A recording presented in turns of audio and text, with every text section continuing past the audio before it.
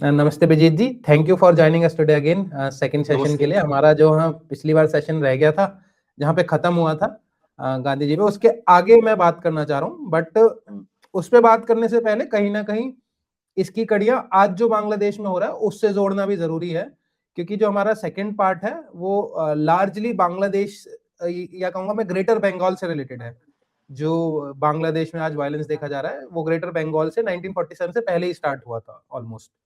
तो आज जब लोग ये शेख हसीना के जाने के बाद कह देते हैं कि अचानक से बांग्लादेश में हिंदुओं के अगेंस्ट वायलेंस शुरू हो गया है, तो कहीं ना कहीं बंगाल की उस हिस्ट्री और उस मेमोरी को भूल जाते हैं, जो कि 1947 से पहले से चली जा रही है। तो मैं सबसे पहले वही मेरा सवाल है, क्या है वो सिविलाइजेशनल सच जिसे कि लोग भूल गए हैं और वो समझ रहे हैं कि ये 2025 या 24 का वायलेंस सेपरेट है उससे। हाँ, तो नमस्ते। बात यह है कि आपने जो पॉइंट पकड़ा है वो एक्चुअली बहुत वैलिड पॉइंट है, क्योंकि जब बंगाल का हिस्ट्री हम लोग एनालाइज करते हैं, वहाँ पे हमें ये देखने को मिलता है कि ये जो हिंदू जेनोसाइड का जो हिस्ट्री है, हिंदू जनविध्वंस का जो हिस्ट्री है, ये एक्चुअली एटलीस्ट मतलब हमारे मॉडर्न इंडियन हिस्ट्री में ये एटलीस्ट मतलब 100 साल पुराना है। और ये एक्चुअली चालू हुआ था जब ब्रिटिश एंड अशराफ इन्होंने एक गठजोड़ बनाए थे, एक अलायंस बनाए थे आफ्टर 1857, क्योंकि 1857 में ब्रिटिश को दो चीजें दिख गया था। जब ये जो सिपॉय म्यूटिनी जिसे कहते हैं, ये जब 1857 में चालू हुआ, सो इट इज ट्रू कि वो हिंदू मुस्लिम एक साथ मिलके वो लड़ाई लड़े थे, और किसी के दिमाग में शायद ये था नहीं, इनिशियली आया नहीं कि हिंदू मुस्लिम आइडेंटिटी अलग है और उसके हिसाब से फिर अलग अलग तरीके से ब्रिटिश से लड़ा जा सकता है, ऐसा इन दोनों कम्युनिटी के बीच आया नहीं, ठीक है, इनिशियली। फिर जैसे दुर्गादास बंदोपाध्याय एक कैवलरी डिवीजन का हेड थे उस टाइम पे 1857 में, ब्रिटिश जमाने में जब सिपाही म्यूटिनी चल रहा था, तो Durgadas Bandopadhyay I think was one of the first IPS officers from the side of India, मतलब who was Indian and who was in the British army in a way, right? As an IPS officer. ये So वही उन्होंने एक विद्रोही book लिखा, बंगाली जिन्होंने लिखा था, विद्रोही विद्रोह बंगाली, बंगाली, वही वाले हाँ, ऑथर, राइट? बंगाली इन रेबेलियन। सो उनके बुक तो बेसिकली प्राइमरी रिकॉर्ड के हिसाब से हम लोग इसको उठा सकते हैं।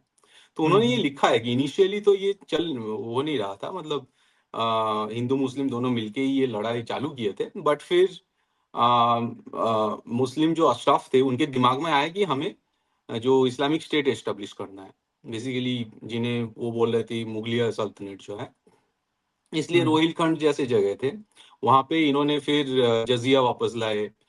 जो हिंदू दुकान होते थे वहां पे लूट वूट चलाते थे, जजिया कलेक्ट करने के टाइम हिंदुओं के मुंह पे थूकना, या फिर हिंदू लड़कियों का टू टू बेसिकली उनका उनका जो चैस्टिटी है या फिर उनका जो डिग्निटी है उस पे क्षति पहुंचाना, ये सब काम इन्होंने चालू कर दिए थे। तो 1857 में बंगाल में हो रहा था, या ये तो 1857 में रोहिलखंड में हो रहा था, यूनाइटेड रोहिलखंड में? प्रोविंस। हाँ, बंगाल में हाँ फिर इसके के पैरेलल क्या थे? हाँ, मैं बंगाल में बैरकपुर में भी ये आंदोलन चालू हुआ था, बट ठीक ठीक। यूनाइटेड प्रोविंस क्योंकि वो दिल्ली के पास था, तो ये मतलब मुस्लिम जो अशराफ थे उनके दिमाग में आया कि इस तरह से बेसिकली हम लोग फिर से इंडिया में इस्लामिक स्टेट जो है उसको वापस ला सकते हैं।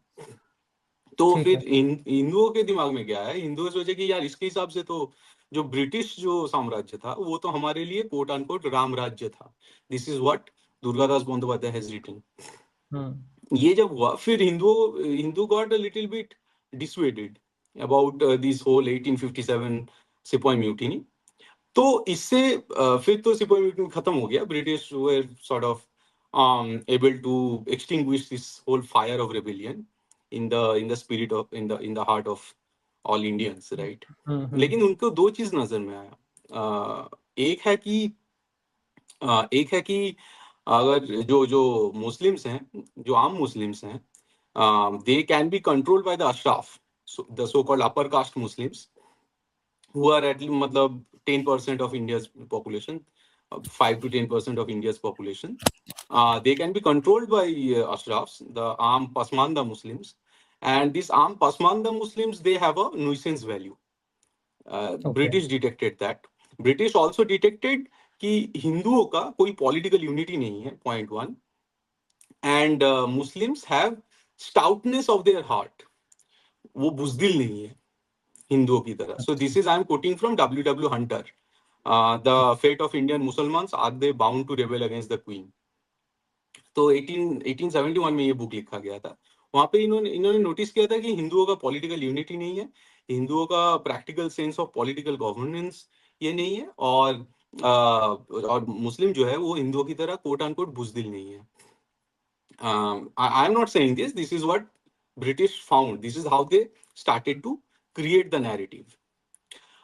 फिर क्या हुआ, फिर इन्होंने सोचा कि कोई बात नहीं, we have to, because they Muslims have their whatever stoutness in their heart, we have to basically मुस्लिम जो है उनको हमारे साइड में लाना होगा. फिर वहां से मुस्लिम मतलब अशराफ और ब्रिटिश मिलके they can rule over the majority community of India which is Hindu. ये जब so basically this is the narrative जो इन्होंने अडॉप्ट कर लिया अपने सिस्टम में. In fact W.W. Hunter wrote 9-volume book about India. It was basically to know India from the angle of an administrator, from the perspective of an administrator, कि India को जानना ताकि कैसे इंडिया को रूल किया जा सकता है. तो इन्होंने 9-volume बुक लिखा इंडिया के बारे में. आई थिंक अंटिल मतलब जब तक वो एक्सपायर नहीं हो गए तब तक वो बुक लिखते गए इसके इंडिया के बारे में. सो उन्होंने इतने अच्छे से स्टडी किया. फिर 1870 तक भी जो मुस्लिम जिहाद चल रहा था, इट वाज कंटिन्यूइंग. ठीक है, उसके वजह से आई थिंक एक वाइस रॉय का हत्या हुआ, एक चीफ जस्टिस का, तब का जो सुप्रीम कोर्ट था उसका एक चीफ जस्टिस का हत्या जिहाद की वजह से हुआ. So it was going on sporadic violence and everything. But फिर आता है ये टू नेशन थियरी. तो द डिविडेड एम्पायर जिसे कहते हैं, राइट, कि डिवाइड एंड रूल. तो डिवाइड एंड रूल के लिए ये बोलते हैं, जैसे आई थिंक एक वाइस रॉय थे जो 1888 में जो वाइस रॉय था, I think lord, you can even check who was the viceroy in 1888. 1888 में दो इवेंट होता है जो हमारे इस कॉन्टेक्स्ट में इंपॉर्टेंट है. वन इज दैट कि सैयद अहमद खान का मीरठ स्पीच आता है. मीरठ स्पीच में वो क्लियरली बोलते हैं कि हिंदू और मुसलमान दो अलग कौम है, और जब अंग्रेज चले जाएंगे तो इस इंडिया में राज कौन करेगा, कौन सा कौम करेगा.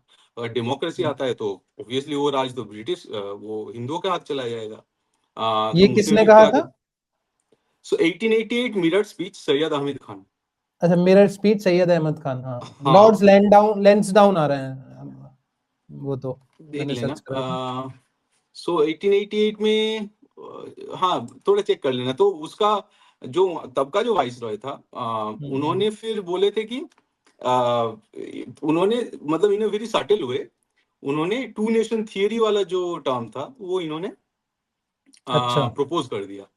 कि इस तरह से प्रपोज किया कि जैसे कांग्रेस करता रहता है कि हम तो जात पात के खिलाफ है, बट जात पात तो है, इंडिया का रियलिटी है, इसको लेके ही चलना होगा, राइट. इस तरह से ब्रिटिश ने बोला कि अरे इंडिया में तो दो, हम तो नहीं मानते, बट हम इस हिसाब से राज करना भी नहीं चाहते, लेकिन इंडिया में दो अलग अलग कौम है, ये तो ये लोग बोल रहे हैं. सो इन्होंने फिर वो जो नैरेटिव जो बिल्कुल ही था नहीं कहीं पे, इन्होंने उसको फिर व्यक्त कर दिया. ठीक है. सो इसका जो असर पड़ा, फिर now they had this whole two nation theory in their hand. उनका नजर फिर बंगाल पे पड़ा. बंगाल में क्योंकि आप देखोगे जैसे जो ईस्टर्न साइड था, जो लगभग जो पद्मा कहते हैं, पद्मा, मेघना, गंगा का ही नाम है अलग अलग. आई थिंक जब यमुना मतलब ब्रह्मपुत्र को बंगाली में यमुना कहा जाता है, उस साइड से जो बांग्लादेश में आके ब्रह्मपुत्र जब गंगा में गिरती है तो वो यमुना है. फिर इधर से जब आके मेघना के साथ यमुना मिलकर जब पद्मा हो जाता है. ठीक है. तो पद्मा रिवर में मतलब गंगा रिवर के उस साइड जो था वो लगभग कन्वर्ट हो चुका था, वो मुस्लिम बन गए थे. इस साइड तब भी क्योंकि जो जो अभी बांग्लादेश देखोगे वहां पे फिर खुलना हो गया, जसोर हो गया, जसोहर बोलते हैं जिसे. तो ये साइड में थोड़ा बहुत मिक्स्ड पॉपुलेशन था. और आज का जो बंगाल दिख रहा है वो तो लगभग थोड़ा बहुत ही कन्वर्टेड था, मतलब वहाँ इतना ज्यादा मुस्लिम पॉपुलेशन उस हिसाब से था नहीं। कैलकाटा में ऑब्वियसली मिक्स्ड पॉपुलेशन था, because it was a city, it was the second biggest city of the British empire after London. तो हर एक तरह के पॉपुलेशन यहाँ पे थे, मारवाड़ी थे, आपका मुस्लिम्स थे, पारसी थे, हिंदू तो ऑब्वियसली थे ही, तो अलग अलग ये थे, ज्यूज थे। फिर आप मान लीजिए जो जिन्हें एंग्लो इंडियन कहते हैं, हाँ वैसे पॉपुलेशन था। सो हर तरह के पारसीज थे बाय द वे।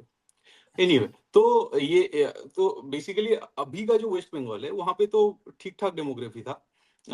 उस तरह मतलब जौसर खुलना में थोड़ा मिक्स्ड पॉपुलेशन था, फिर भी इतना ज्यादा नहीं था, वो हिंदू डोमिनेटेड एरिया था। और फिर गंगा के उस पर थोड़ा मतलब कन्वर्शन ज्यादा हुआ था। अच्छा सो क्या हुआ, फिर ब्रिटिश ने तय किया कि ये जो टू नेशन थियरी है इसको थोड़ा बढ़ावा देना होगा। एंड इन 1905 उन्होंने सोचा कि बंगाल को तोड़ेंगे। राइट, ठीक है। First partition. और हाँ, ये जब डिक्लेयर हुआ, फिर उसके बाद और उससे पहले थोड़ा पहले से चालू हो गया था, बट ये जो बोंगो बोंगो बोलते हैं, बोंगो बोंगो के दौरान जो उसके लगभग कुछ देर बाद से ही एक बंगाल की हिस्ट्री में सबसे शायद ग्लोरियस एक एपिसोड आया, जहाँ पे बंगाली रेवोल्यूशनरीज खड़ा हो गए। मतलब ऑब्वियसली एक वो कांग्रेस वाला मूवमेंट तो चल ही रहा था, लेकिन जो बंगाली रेवोल्यूशनरीज आए उसमें 1908 में इनका खुदीराम बोस का फांसी होता है।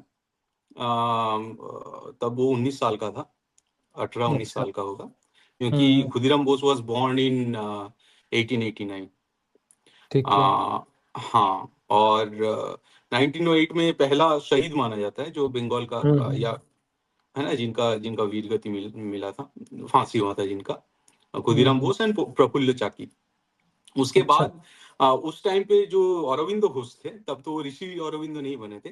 अरविंदो घोष वो आई थिंक कैम्ब्रिज से पास आउट थे, एंड ही वाज द कहते हैं जिसे फर्स्ट क्लास फर्स्ट, मतलब वहां से फर्स्ट आते थे। ठीक है। वो बंदा इंडिया लौटा था, आई थिंक हमारा जो वडोदरा है, बड़ौदा में कुछ दिन उन्होंने जॉब किए थे, तभी से उन्होंने ये सब रिवोल्यूशनरी लिटरेचर ये सब लिखना चालू कर दिए थे। एंड फिर उन्होंने फिर फुल फ्लेज में 1905 के बाद वो जो रिवोल्यूशनरी एक्टिविटी है उनमें वो शामिल हो गए। बंगाल राइट। में अनुशीलन समिति खड़ा हो गया, कोलकाता इस साइड का अनुशीलन समिति कोलकाता ओरिएंटेड था, ढाका के साइड ढाका अनुशीलन समिति चल रहा था।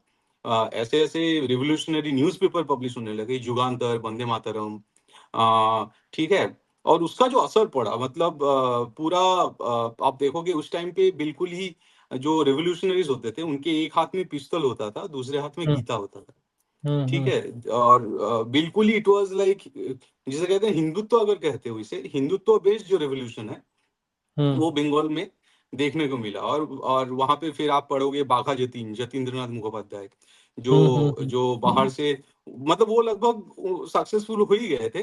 वो बाहर से आर्म्स लाके इंडिया के अंदर ब्रिटिश को फाइट करना चाहते थे। और बाघा जतीन इसलिए कहा जाता था क्योंकि जो माना जाता है ना, जैसे हमारा संभाजी, छत्रपति संभाजी महाराज ने एक शेर का वो जबड़ा फाड़ दिया था, उसी तरह बाघा जतीन बंदा था, जतींद्रनाथ मुखोपाध्याय शायद, उन्होंने अच्छा। भी एक एक बाघ टाइगर का। का, हाँ, एक हाँ। रॉयल बंगाल टाइगर का हंटिंग किया था उन्होंने अपने हाथों से, तो उन्हें इसलिए बाघा जतीन कहा जाता है।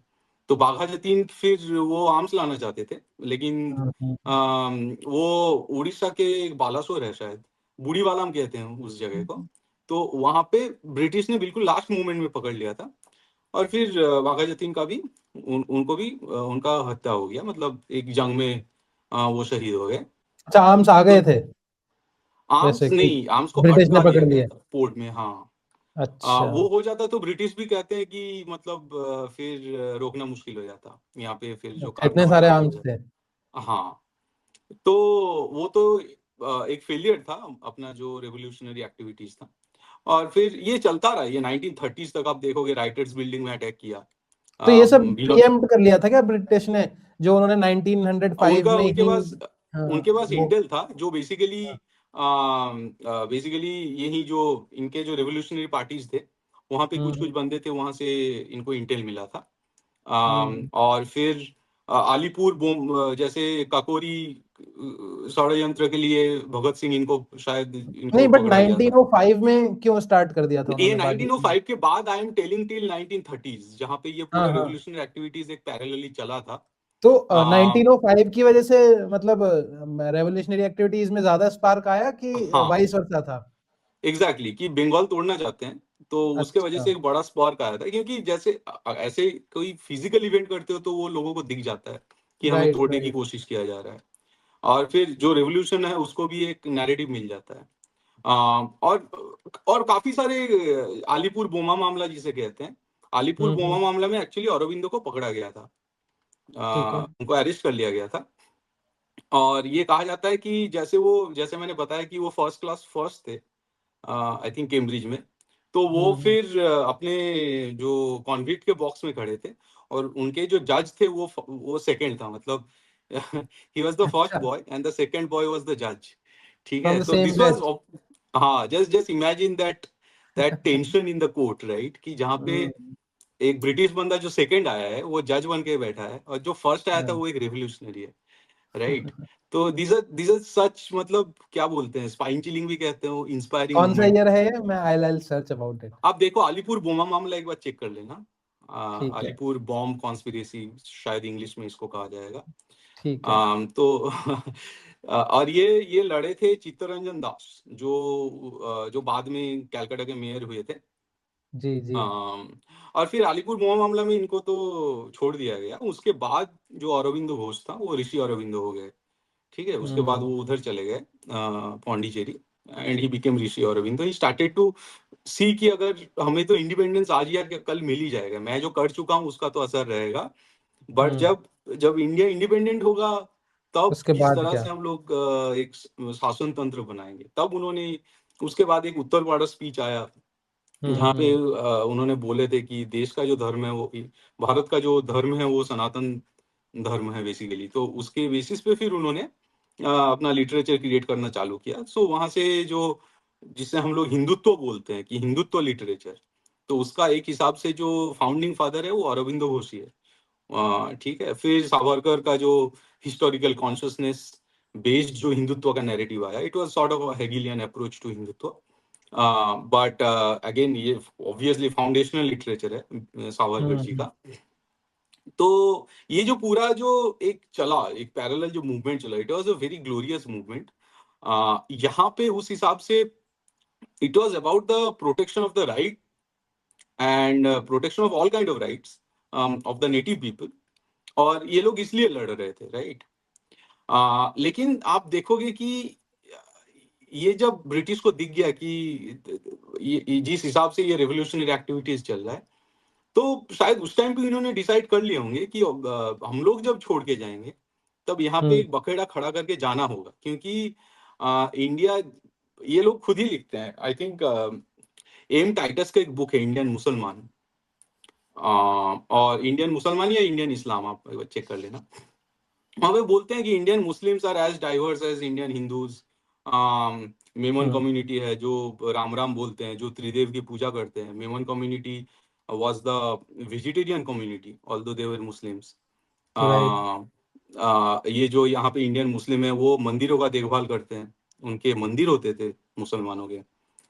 तो यहाँ पे ऐसा नहीं है कि और बोल रहे थे कि जो मोपला का एक टिलर है, मोपला का जो एक फार्मर है, और अगर आप नॉर्थ वेस्टर्न फ्रंटियर प्रोविंस का कोई पख्तून है, इनके बीच कोई सिमिलरिटी नहीं है। अच्छा, So even British could not believe कि they could create a narrative that will unify all the Muslims of India. But वो काम इंडियन मुस्लिम करके दिखाया कि how to go अच्छा, against the mainstream of this narrative of native people, and how to sort of actually create this whole COM, the idea of COM or one nation for the Muslims। ये actually जब 1905 या 1906 में जब मुस्लिम league खड़ा हुआ, उसके बाद से ये करके दिखाया। And Muslim League was also reactionary movement और institution to the whole Banga Bhanga response of the Hindus. ठीक है। अच्छा, तो उम्मा वाला हाँ, कॉन्सेप्ट कह रहे हैं क्या आप, ये ब्रदरहुड उम्मा वाला ये कॉन्सेप्ट है उम्मा या ये वाला जो कुछ और था? कॉन्सेप्ट है, हाँ अच्छा, हाँ। तो आप देखोगे बोंगो बोंगो के दौरान जो आंदोलन हुआ उसके बाद ही मुस्लिम लीग खड़ा हुआ। So I don't know. We have good reasons to believe कि it was founded by the British. ठीक है कि ये जो एकता है इसको तोड़ना होगा, इसलिए उन्होंने मुस्लिम लीग खड़ा किया। अच्छा, एंड सो बेसिकली तब फिर जब मुस्लिम लीग खड़ा हुआ, फिर बंगाल में मुस्लिम लीग वाज नॉट इनफ। मैं अब बहुत ज्यादा एक बड़ा छलांग मार रहा हूँ टू 1930s 1946। अब बीच में आता है 1919 वाला जो अपना 1819 वाला खिलाफत मूवमेंट, जहाँ पे ये लोग बोल रहे थे कि टर्की में खलीफा को जो हटाया गया है उसको फिर से मोपला वापस जेनोसाइड लाना भी तो होगा। जब ही हुआ था। हाँ, तो ठीक है। उसमें गांधी जी जाके शामिल हो गए।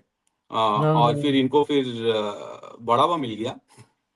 एंड राइट, इसके रिस्पॉन्स में फिर मोपला में एक जेनोसाइड हुआ मैसेकर। हिंदुओं का, केरल में, मालाबार साइड।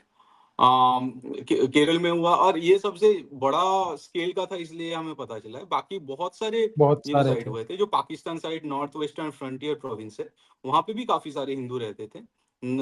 एनडब्ल्यूएफपी में भी बहुत सारे जेनोसाइड्स एंड एक्सोडस हुए थे, जैसे कश्मीर में हुआ था उसी तरह से कि मार के निकाल ठीक है। दो। लाहौर मुल्तान में काफी सारे, मुल्तान एक हिंदुओं के लिए क्योंकि वो मूलस्थान है, right. Mulasthan used to be the place जहाँ पे अपना जो नरसिम्हा अवतार है उनका अवतरण हुआ था। तो Multan used to be one of the most sacred places. जैसे आज हम्म, हम अयोध्या की बात करते हैं, राम जन्मभूमि की बात करते हैं, उतना इंपॉर्टेंट एक जगह मुल्तान हुआ करता था, मूलस्थान हुआ करता था। मूलस्थान मतलब ये वो जगह है जहाँ की मिट्टी हमारे लिए पावन थी, पूजनीय है। टू द एक्सटेंट कि हम लोग उससे, उसको मतलब हीलिंग के लिए या उसके लिए यूज करते थे। ये जो मूलस्थान है, यहाँ के सारे मंदिर मिटा दिए गए। हम्म, जो एक नरसिम्हा का टेम्पल था जो सिखों ने रिस्टोर किए थे, वो भी तोड़ और वो दिया। पिलर भी था जहां से कहा जाता है कि हम्म। नरसिंह प्रकट हुए थे। वो पिलर को फिर सिखों ने सोने से बिल्कुल ही कवर कर दिए थे, उसको भी शायद तोड़ दिया गया। अभी तो आपको दिख जाएगा Prahlad temple and Narasimha temple. वहां पे एक सूर्य टेम्पल था, वो तो बहुत पहले टूट चुका था। तो ये सब कहानी चलता रहा, जेनोसाइडल जो कहानी है।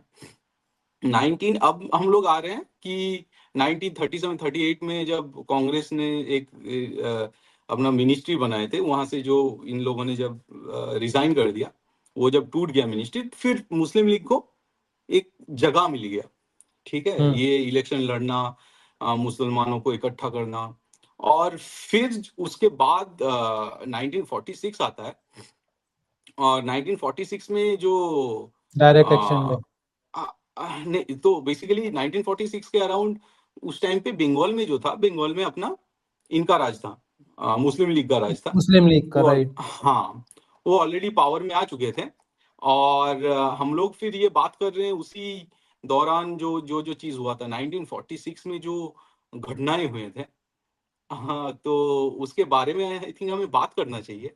बात इसीलिए करना चाहिए क्योंकि आपको ये लग सकता है कि आज, या फिर जो आप काफी सारे एक हैंडल्स देखोगे जहाँ पे ये लगता है कि ये जो राइट चल रहा है, या हम्म, फिर जिस हिसाब से ये चीजें आगे बढ़ रहा है, ये जो वायलेंस है, mob violence, rioting, hmm. Looting of properties, vandalization of properties, attack on Prothom Alo and Daily Star, ये सब न्यूज चैनल्स हैं, अखबार लिखते भी हैं और इनके खुद के चैनल्स भी हैं।